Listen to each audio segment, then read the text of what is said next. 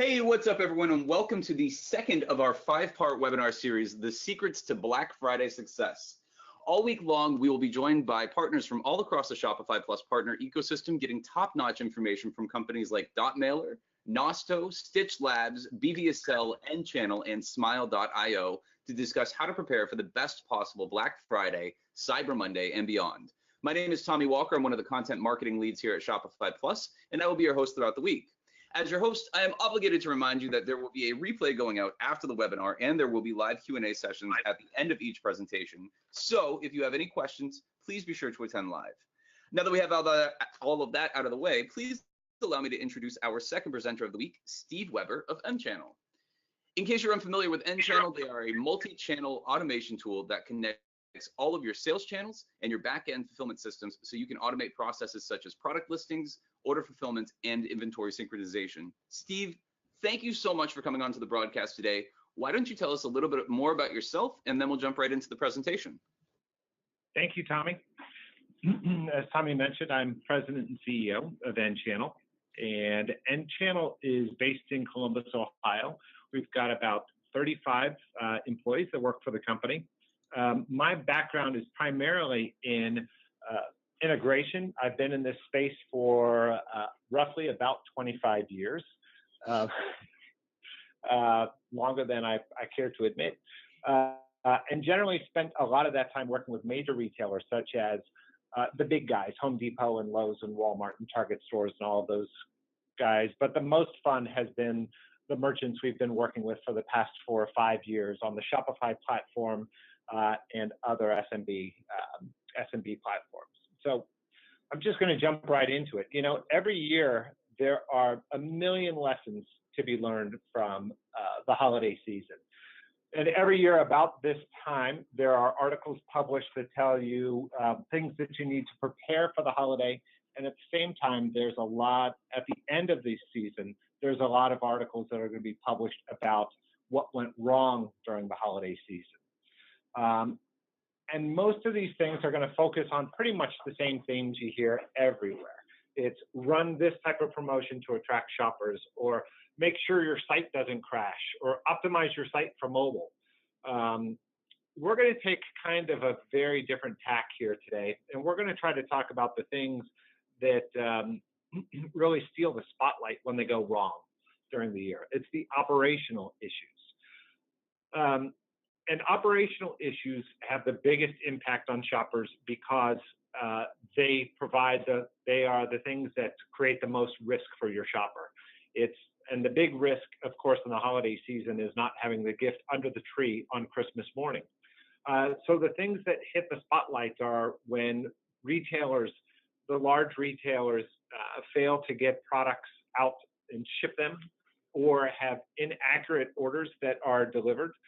It is, and oftentimes it's inventory that causes these sorts of issues, having incomplete inventory information, or having stockouts, prior to the holiday season beginning. And so what merchants will often do is when they get to the end of the year, they play this game of whack-a-mole, where they are trying to take all of the things that happened over the season, and they lament the problems that they have. They read all of the articles about how to address the issues for next year. They get inspired of those things. Then they pick 1 or 2 things that are going to address the next year. They work on those for a few months, and then they start the process all over again, waiting for the next season. So what we're going to suggest is that we really focus in 2 areas, and this is really what the focus of this presentation is going to be on today. Is number 1, it's about building buyer confidence on your website. So building buyer confidence is kind of the new trust in e-commerce, where 10 years ago, companies talked a lot about whether or not you had site certificates and SSL and HTTPS for companies to trust your site. Today, it's really, there's a lot of different elements that make up trust, and the things that help build buyer confidence are going to step through those things first. And those are the things that are typically going to happen before the shopper hits the buy button. Then we're going to talk about follow-through, because the follow-through piece is, number 1, the part that keeps you out of the news.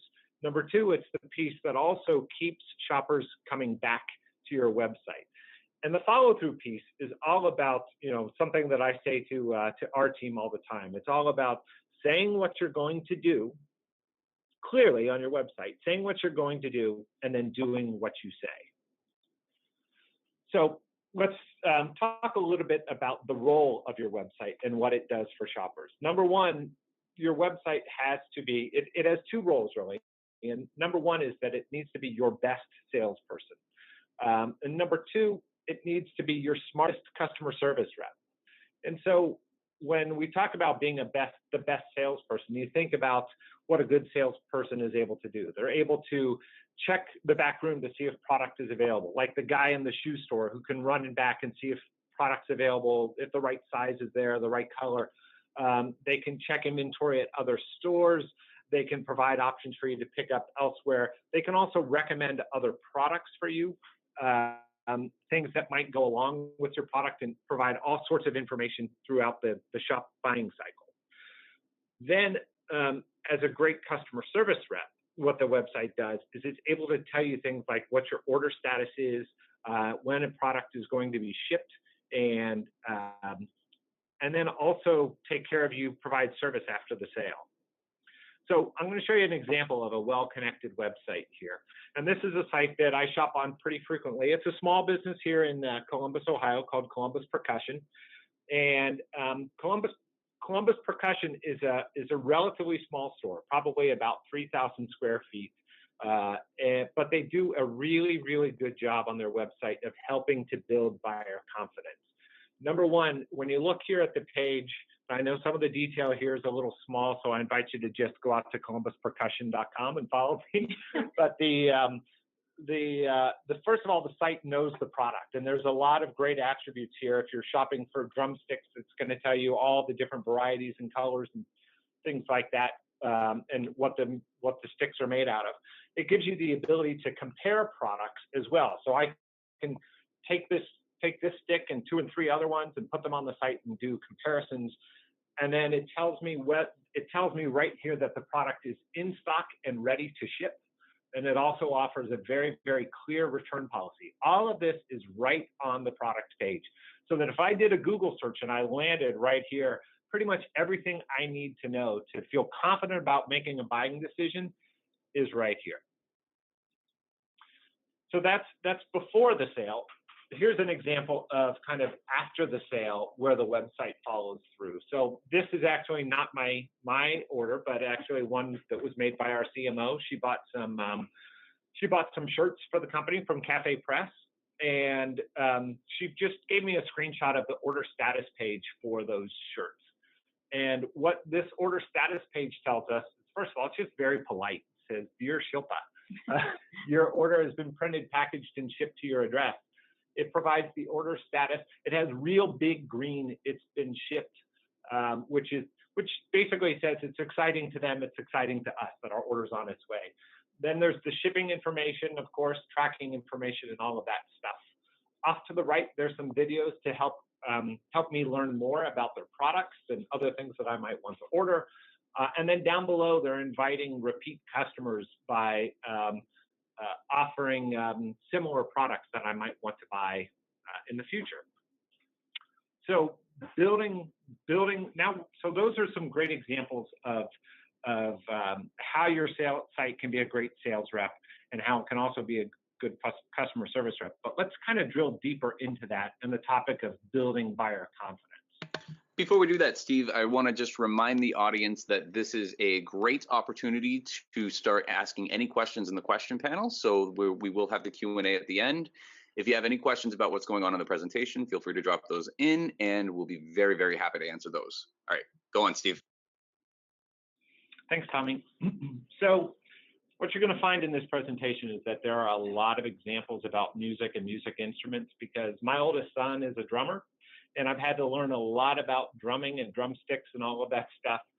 And Nick plays various styles of music, from rock to jazz. But as you can see in these pictures here, if you look very, very closely, the sticks all have the same little black circle in the middle of them. They're ProMark drumsticks. So when I go shopping, it tends to be pretty easy for me to shop for him because I know I'm looking for ProMark, and I also just happen to know that he uses these SD4 drumsticks. And so if I go out on a website and I'm looking and I happen to find the stick that I'm looking for, or maybe I don't find exactly what I'm looking for, what's helpful to me is a site that has the products organized not just by brand and by accessory, that you can search that way. It's really all about being able to search products by attributes. So as you can imagine, drumsticks come in all sorts of shapes, sizes, colors, models. And we need the ability, when I'm on their site, I need the ability to navigate and find exactly the product that I'm looking for. And being able to jump between from one stick to another, that's all done by attributing. So you can see at the top of this page here, if I want to go out of this particular stick and go back up to the category or go look at another material type, I can do that right from the breadcrumb trail at the top of the page. So let me show you what this looks like when it's not done well. So here's another site called fifthsymphony.com that sells all sorts of musical instruments. And they really, when you look at the drumsticks on the left-hand side of the page, they've got 11 pages of drumsticks just like this. And sometimes it's big bulk, like buy 12 pairs at once. Sometimes it's single pairs. This goes on for 11 pages, 16 rows per page. It's the equivalent of having an online pile of drumsticks that I have to sift through to find the product that I'm looking for. And so makes it very, very difficult for me to shop. If I actually scroll down through the left-hand side of the page there, it goes on and on and on and on with no ability to search this site. So quickly, I'm going to get frustrated. I'm going to jump off the page and go shop elsewhere. And the saddest part about this particular site is these guys spend a fortune on Google ads because their site consistently pops up to the top of Google when you search.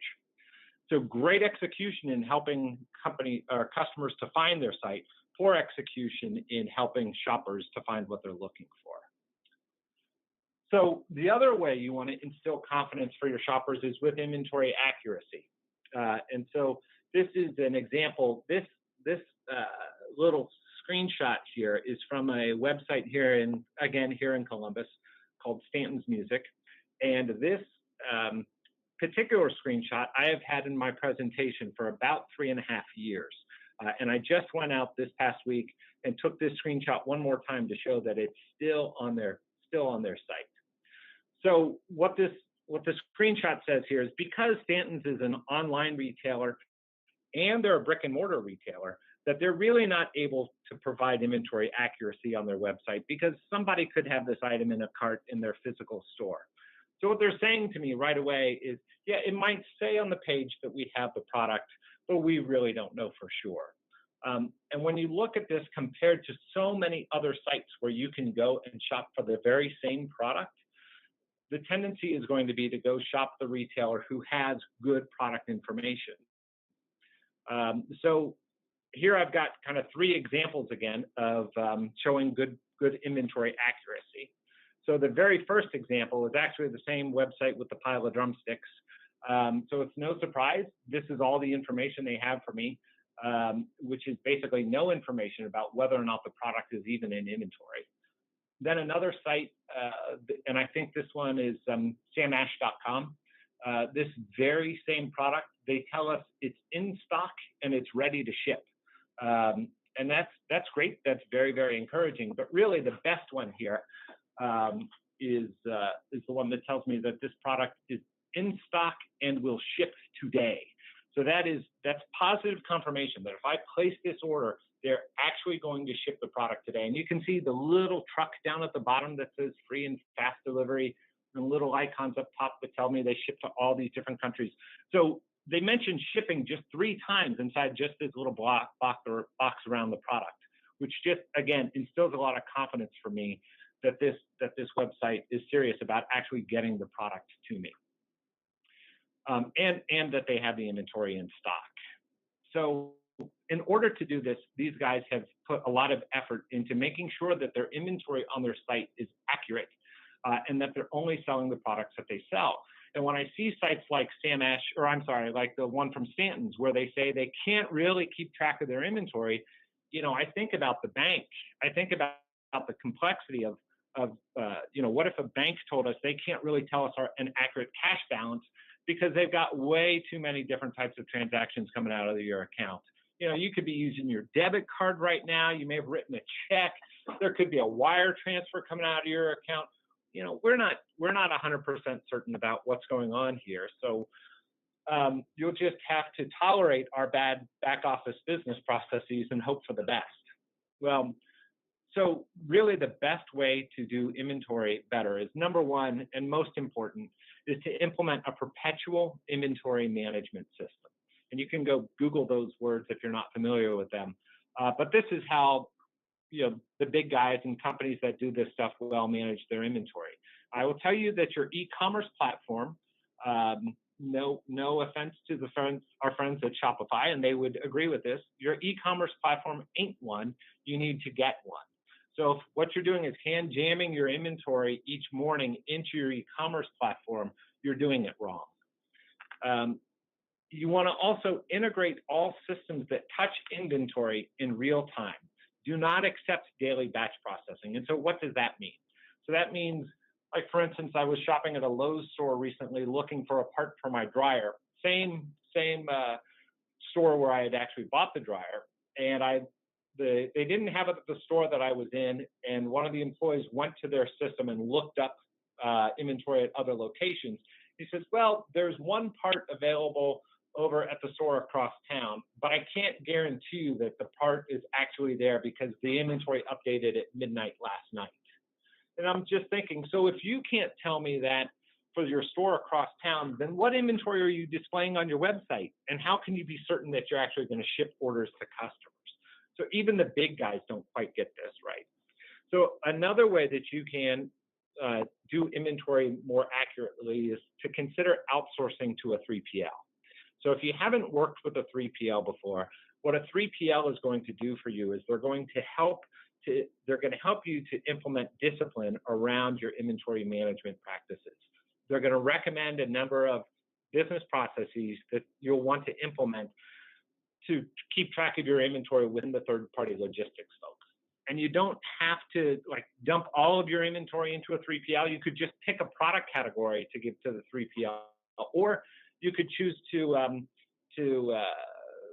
go geographically dispersed with a 3PL. So if you're located on the East Coast and you want to ship faster to the West Coast, you could drop some inventory into a 3PL on the West Coast. So another way you want to help improve shopper confidence before the sale is you want to remove the risk with returns.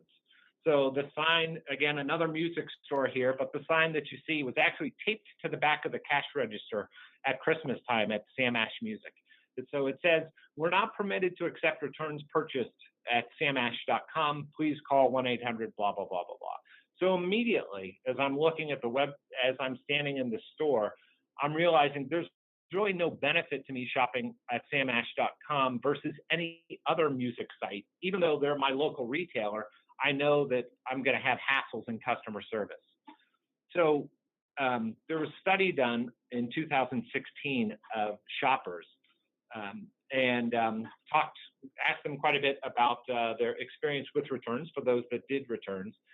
And what they found was that for 64% who experienced problems with the return process said they would be unlikely to ever shop that retailer again. So it's something that I can tell you when we work on business process automation with our customers, we have over 150 customers on the platform. I am consistently amazed at how few merchants come to us for help in automating their return processes. Everyone wants to focus on the fun stuff, the order, the shipping, the inventory management, but so few come and talk to us about returns. So we know it's something that a lot of merchants are still kind of doing after the fact. So how do you do returns better? First of all, your website should have a policy that's easy to find. It should be on the header and the footer, not not or, it should be in both so that shoppers can find it. Or it can be just as Columbus Percussion had their return policy right on the product page so that customers can quickly see what the return policy is all about. It needs to be succinct. So as you look at the text here, what jumps out, free return shipping, no restock fees. I can show you page after page of merchant website where the return policy looks like it was written by 10 or 15 lawyers who all got in a room and wrote this around the product. And it basically tells the shopper, we're really not interested in you returning your product. And I'll tell you, there's been a lot of studies that have been done around returns, and merchants don't want to make their return policies too easy or offer free shipping. But what has been found is that for merchants who offer returns and offer free shipping and free and make return processes easier for those customers, those merchants tend to have the fewest returns. I think a lot of merchants forget the fact that consumers really don't want to return product, right? At the end of the day, that's not their goal, not in all categories. So how do we do returns better? In addition to the things that we just talked about, you also want to make sure that you're creating multiple methods for doing returns. So you want to have a website where on your website, a shopper should be able to initiate a return. You also want to do kind of the state-of-the-art thing of just providing a return label right inside the box. So the shopper, like a guy like me, doesn't have to talk to anyone at all. They can just put the label in the box and ship the box back to you. You also want to give them the option for customer service initiated returns, where they can pick up the phone, call an 800 number, or chat on your website and initiate a return right there.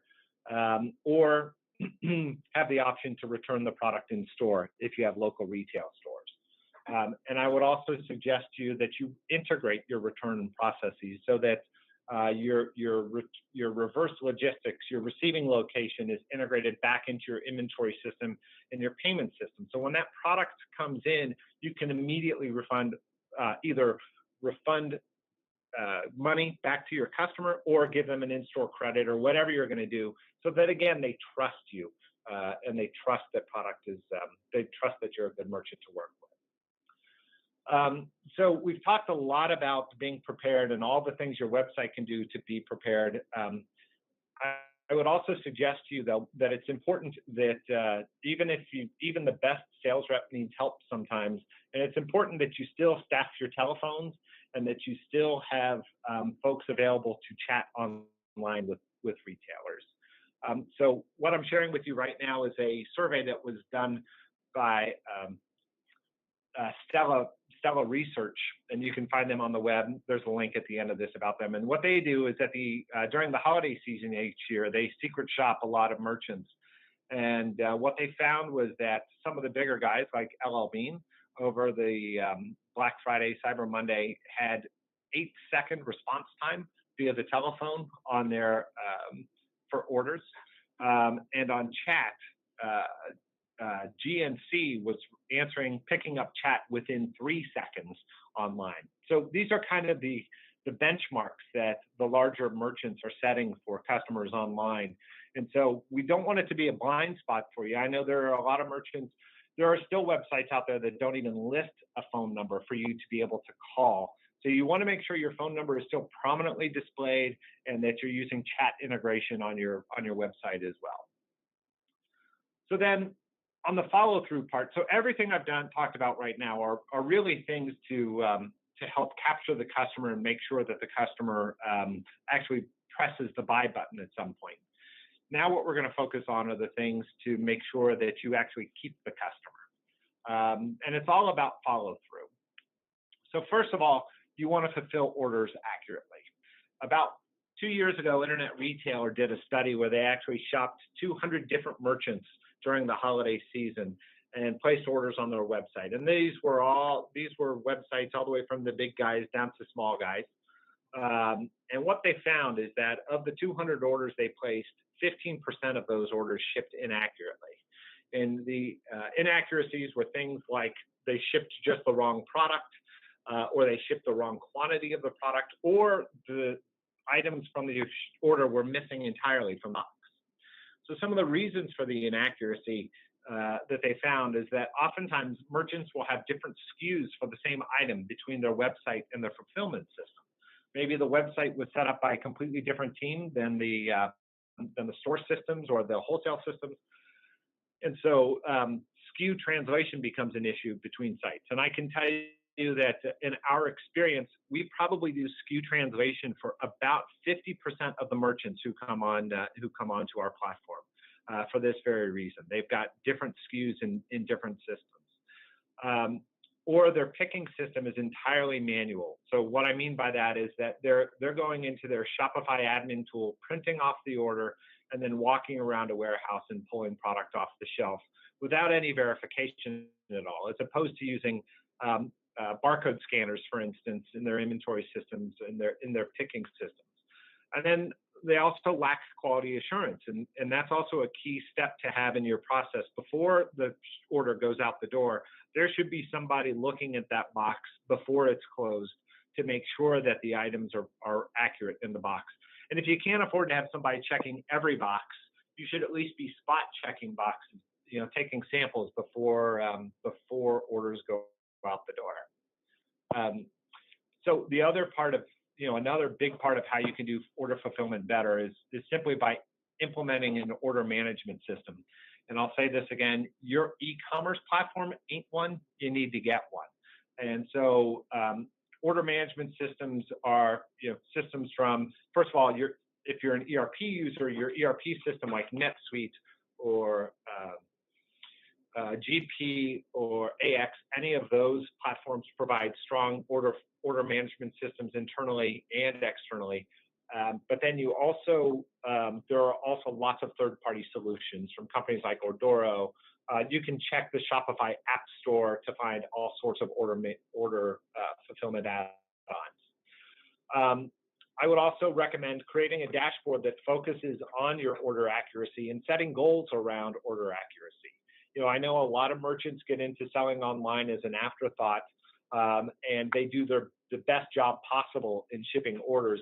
But have you really set goals for how you're going to do fulfillment for your orders?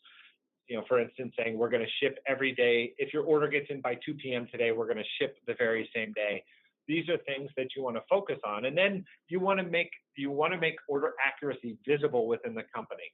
So if you're the CEO of the business or the president of the company, you want to have a dashboard right on your desktop that tells you how accurately you were shipping orders that day. And it doesn't need to be a fancy piece of software. There's all sorts of software out there for building dashboards.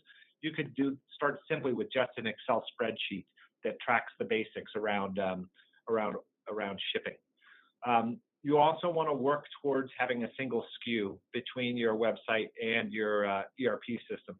And I will tell you, it's interesting. There are a lot of merchants that we work with where the business owners may not even realize that they have two separate SKUs between their endpoint systems. So these are questions that you want to ask, and you want to audit your SKU creation process and utilization to figure out who's allowed to create SKUs and why are you creating SKUs, and making sure that you have an item master or someone who really owns the item master within your company. And then finally, integrate the systems. Having integration between your e-commerce platform and your order fulfillment system is absolutely the best to ensure accuracy, because then every item, every quantity is going to be pushed into the system easily. So it's, as I said earlier, it's all about saying what you'll do and doing what you say. Now this picture here is not my son. It's actually my little brother, Chris. And this is what he looked like on Christmas morning if he didn't get the present that he actually wanted. Now, Chris probably got the present he wanted. He's my little brother. He probably whined, regardless of whether he was happy with the gift or not.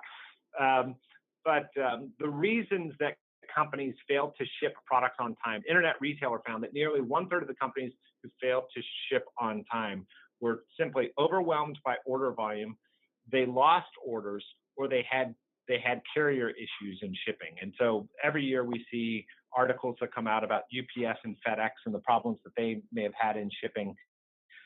But a lot of it also has to do with lost orders between systems and orders, retailers or merchants not having the integration between their website and their backend systems and orders just getting stuck. So in order to do shipping better, number one, an order management system will help tremendously in helping you to manage your shipping. You also want to have integrated shipping software to ensure shipping status gets out from your e-commerce platform out to your customers. In terms of best practices, certainly you want to look at having extra staff on hand to handle your volume at Christmas. You can also meet with carriers, the guys from UPS and FedEx, and talk about what your plans are, especially if you're just putting up your first website and you have not been a big shipper in the past. You want to get with the carriers to make sure that they know that maybe some days they may need to send a bigger truck to pick up from your facility. You don't want them to find that out at the last minute and have the small little UPS truck show up when you need a semi to ship from your warehouse. And here again is an area where you might consider outsourcing to a third-party logistics firm. Again, these guys are experts at shipping and fulfilling. You can really learn a lot from them, whether you outsource everything to a 3PL or just a little bit. Then the final piece I would recommend to you is you want to make sure you're not charging your customer's credit card until you do ship, because there is no bigger sin than hitting the customer's credit card and then not shipping the product at all, especially around Christmas time when people are on small budgets and you've maybe pulled $200, $300, $400 out of their checking account and now they can't place orders on other websites and you didn't ship the product. So you want to make sure that you're using what's called delayed capture. Visa would prefer that you do, and actually it requires integration between your fulfillment system and your e-commerce platform, but it creates much better goodwill between you and your customer. So now, how do we make all of this happen? I've talked about a lot of different topics today around how to build confidence with the customer before they shop, and then how to keep their confidence once they've placed the order. So to kind of summarize all of those things, the number one thing you want to do is you want to focus on designing a great experience for your customers. Focus on the promises you're gonna make. As I said earlier, if you don't have shipping goals internally, you need to make sure you set those goals and that employees understand, what your commitments are, what your service levels are going to be to your customers. You want to make sure you share those with everyone who's involved in the order fulfillment process, all the way from customer service staff to the folks who work down on the dock, shipping and receiving. You also want to buy the right software, and I will tell you that a lot of the things that we talked about today around fulfillment and integration and those things, not everything is possible with every package that's out there in the market today. There are some, for instance, if you're a retailer who ships from your retail stores, you have an older point of sale system, it's possible that software doesn't even have the right API or programmer's interface that would allow for it to share inventory information with other systems. So you want to make sure you buy the right software, and we have some resources at the end here to help you do that. You want to make sure you have all the features that are going to support high volumes and that support real-time processing. None of this end-of-the-day update stuff. And then finally, you want to automate. You don't, especially if you've got any sort of volume at all. I generally tell people once you get above 50 orders a day, that's about the place where you need to start thinking about automation. You don't want to try to do this stuff manually because it's not just the receiving of the orders that you need to have integrated. It's providing the tracking information and the inventory information and all of those bits back to your customers. It's the people that cause the bottlenecks and the errors in the process. So you want to make sure you tie together the systems that are the highest volume or the most complex processes. And I will tell you, it's also an area where you absolutely positively do not want to skimp. Skimping on automation is like buying great carpet and then skimping on the padding. because it's the automation that really makes the customer experience happen. It's not just the website. And so I would advise you to make sure that you're going out and a lot of companies will just work with anyone who has experience in designing websites and ask them to do automation. You want to specifically focus on finding a vendor who does automation for Shopify, for NetSuite, for whatever ERP platform you have. So with that, I want to thank all of you for joining us today.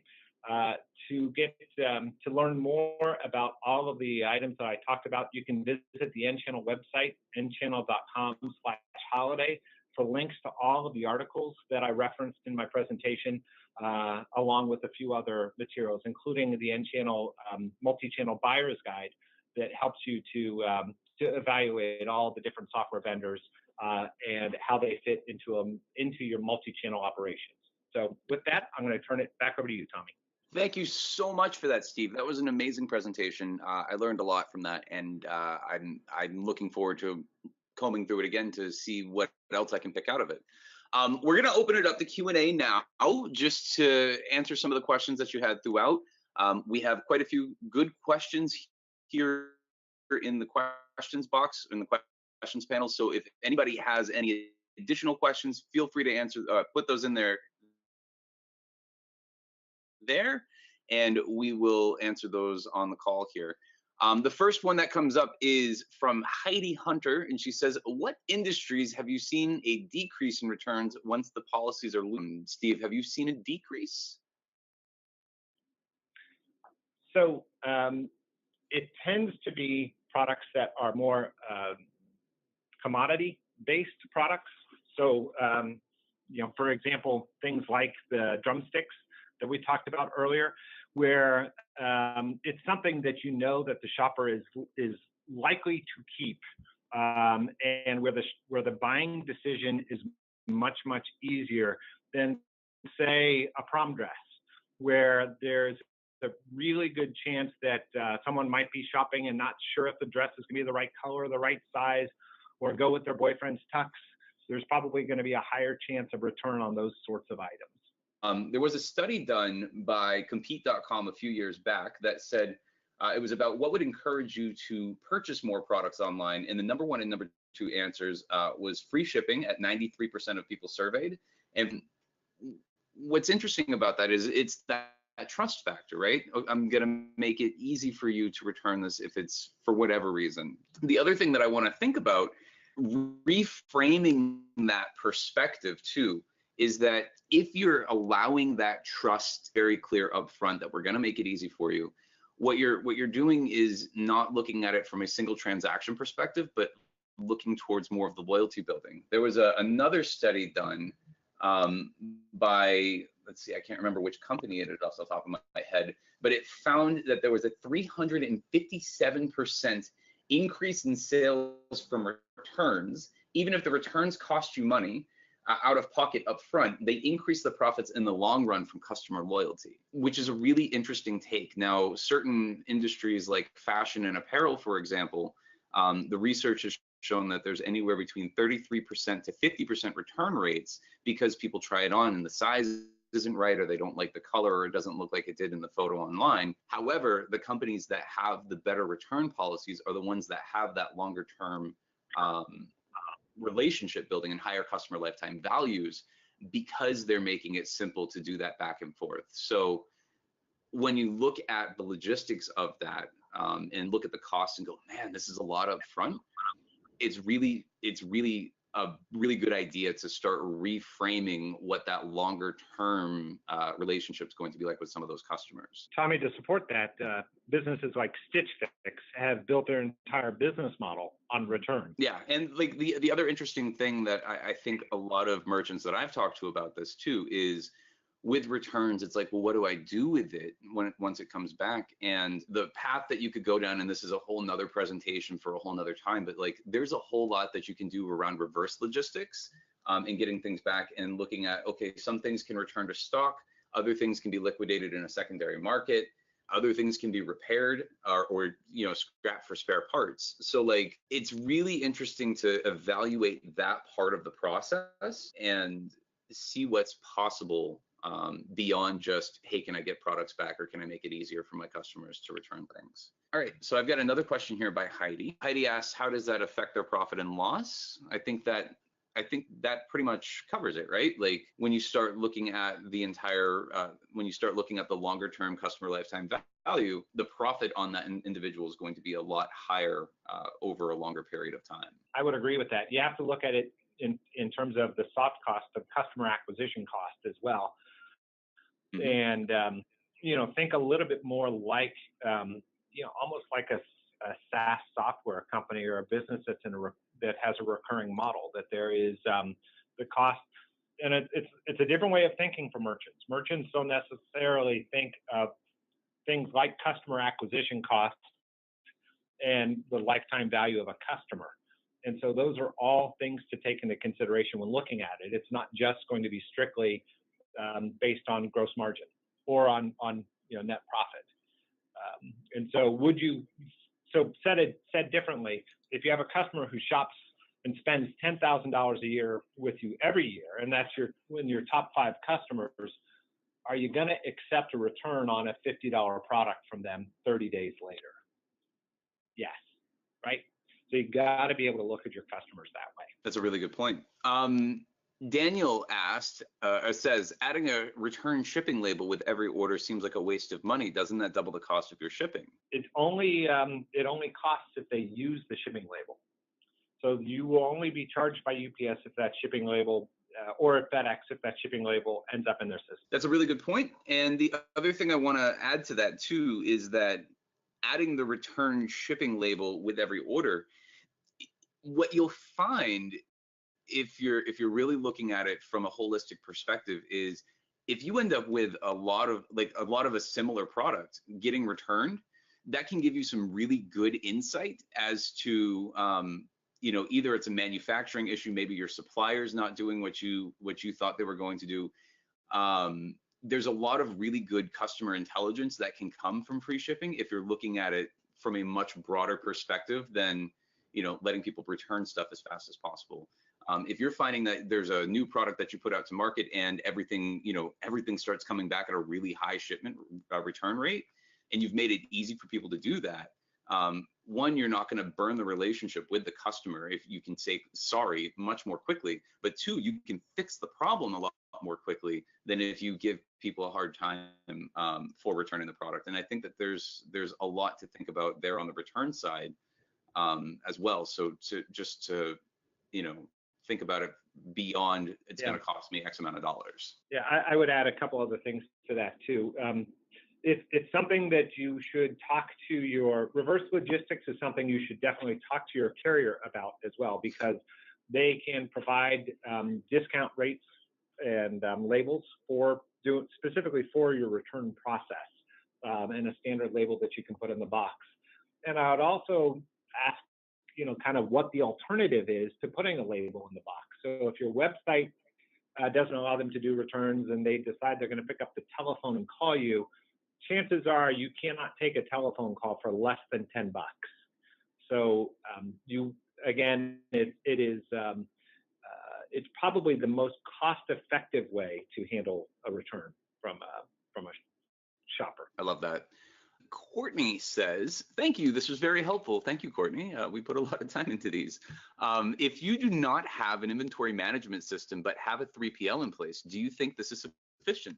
Yes, it absolutely can be. Especially, it depends on the volume you're doing, certainly, and and how it's tied back into your financial systems and your ordering processes. But in my mind, it's really not much different than a retailer who has, stores all over the country. Each of those stores has their own little inventory system. And so what you're doing is oftentimes you're outsourcing your inventory management to high school kids who are using a point of sale system to keep track of your inventory. As long as you're following good perpetual inventory management processes with the 3PL or with those high school kids in the store, there's no issue. I see no issue at all in letting a 3PL do the hard work of tracking the inventory for you. That's a really good point. We have another question here, and I think this might be the last one that we'll ask. Do you have any advice for perishable items if open to return? I like that. How to solve the problem, still accept return, or just clearly explain on the page what the company is considering, what the company consider opening the box? Wow, that is a really good one. That's a great question. Yeah, and I'm trying to think of the times when I've bought perishables and what the experience had been in doing that. Because I've done things like when I moved to California, I couldn't get Massey's pizza from Columbus out there, so we ordered them frozen and shipped in dry ice to California. And by the time we lived in the desert, by the time they got there, the dry ice had evaporated, and so the pizzas weren't great. But I'm just trying to think what the kind of what the return policies were like for those guys, and I think it depends on the product, really. Oh, we've also bought stuff from Texas Tamale, who's one of our customers, who again ships perishable stuff. I think in so many cases with the perishable items, my experience has been they don't require the customer to ship the product back, that they kind of take their word for it that the product was either damaged or wasn't of good tasting quality or whatever.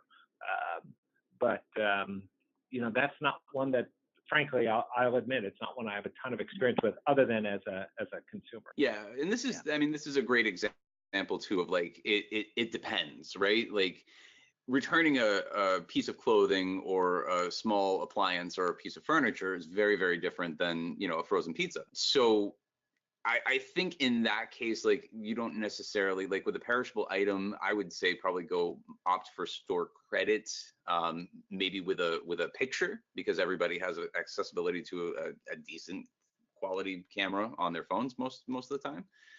Like let that be a little bit more wax, I suppose. If you're doing like a cake, right, an ice cream cake, I don't think you want to get that returned back to you. So yeah, that's my thought on that. And then Marvin, this is the last question. What program is that you're talking about that can connect all of the things to the things and do things in real time? I swear Martin does not work for N-Channel, but N-Channel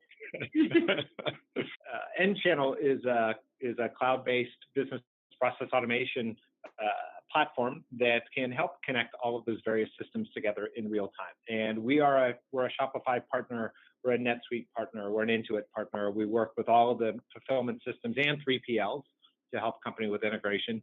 You can find us at our website, but you can also just search Google for e-commerce integration, and there's a number of companies who do what we do almost as well as we do it. Well, thank you so much, everybody, for showing up to the webinar today. I really appreciate you coming out and spending the time with us. There will be replays available at the end of the week, I believe, and we will be making these accessible for now until forever.